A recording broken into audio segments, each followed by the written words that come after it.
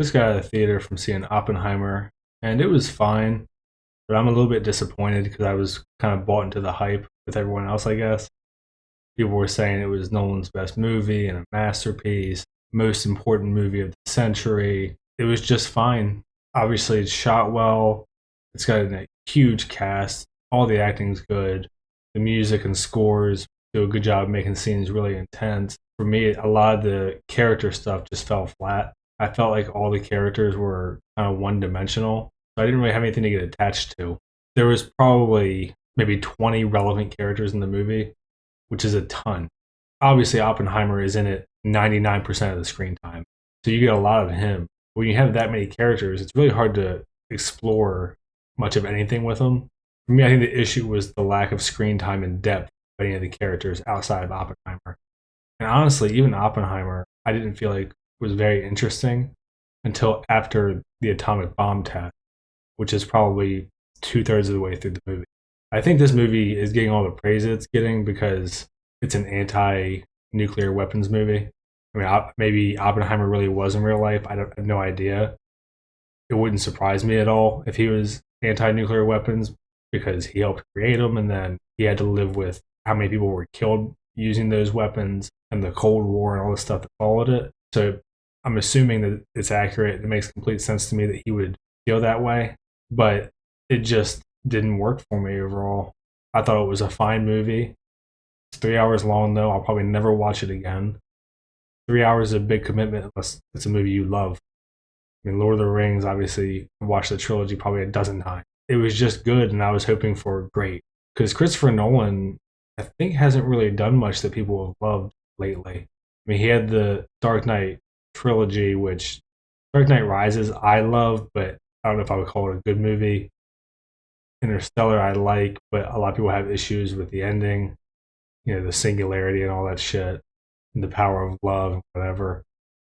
Tenet was just crazy. It came out during the COVID shit, so Dunkirk was good, but Dunkirk also had kind of the same issue as this one, where you have all these characters, but you don't really know much about them. They're just kind of there. And this movie for me really felt like a string of things happening, but because I didn't really give a shit about any of the characters and none of them were particularly good people, it's really hard to grab on to anything and really be invested. And the atomic bomb test I heard was practical. I'm assuming that it's true. And I thought it was a really weird choice the way that it was done because the music building up to it and the way they set it up is really intense. You get the violins and all that shit. It slowly gets louder and louder in typical Nolan fashion. But then when the bomb actually explodes, visually it's great, but the audio just goes completely silent.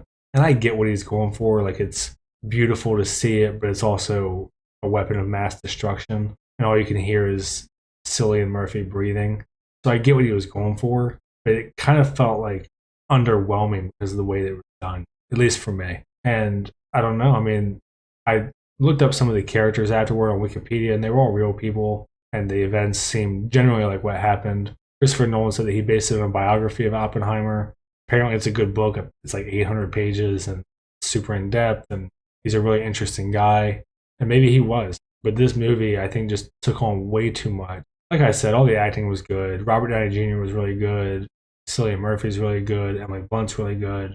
But they just don't have a ton to do. Like, Emily Blunt's character, when you see her in the movie, is just bitch.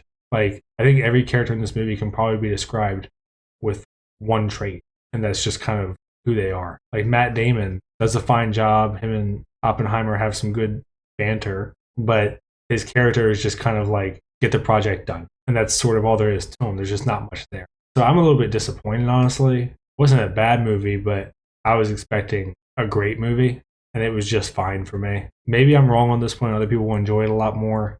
I mean, right now, the reviews it's getting have obviously been super positive. And the whole IMAX thing, they really hyped that up. And I don't know why this movie you would need to see in IMAX, unless it's literally just for the nuclear explosion scene, which is 2 minutes out of a 3 hour movie.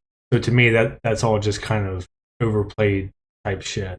And I mentioned before, I think the reason this movie is getting so much popular feedback is because it's anti-nuclear weapons.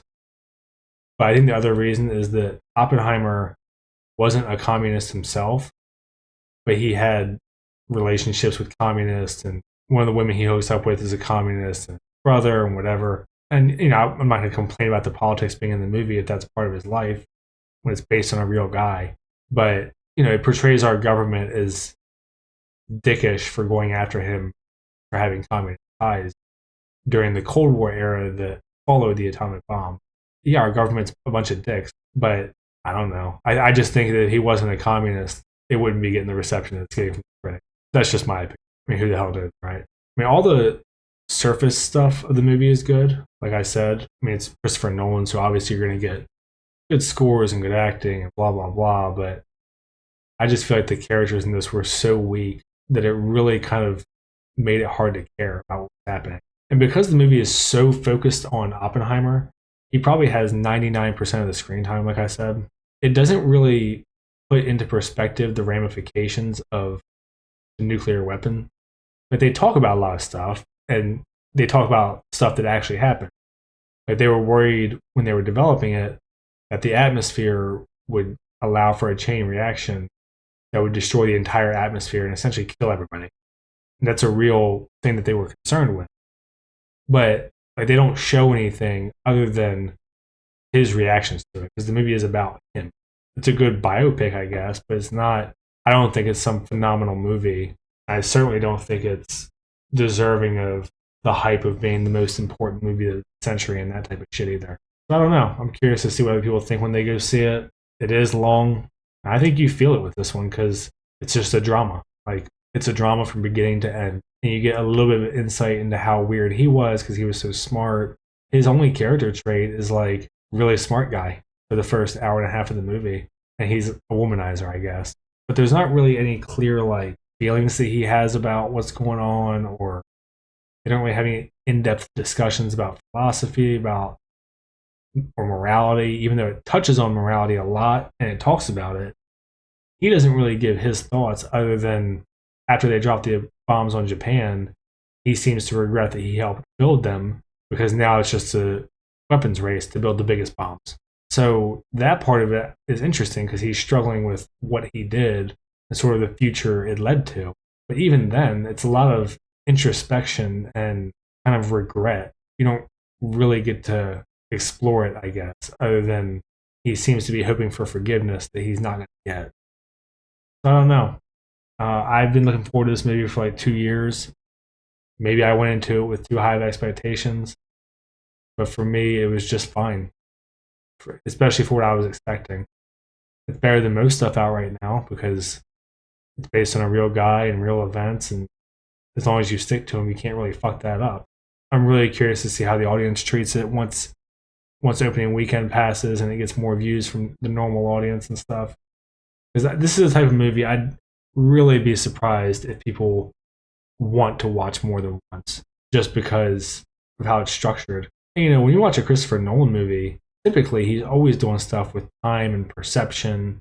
Even like Dunkirk, where it's based on World War II, he fucks with time in a way where you get the events all over the place and you can piece it together as the movie goes on. And this one, when there's a past and present plot line going on, there's no twist or anything you get from a typical Nolan movie. It's a pretty straightforward movie, I guess, which is fine, but I guess I was just hoping for too much. Hopefully people like it, I guess. I definitely prefer getting Christopher Nolan movies that I'm a little bit disappointed with and half the shit out there. All right, that's it for me for this one. See ya.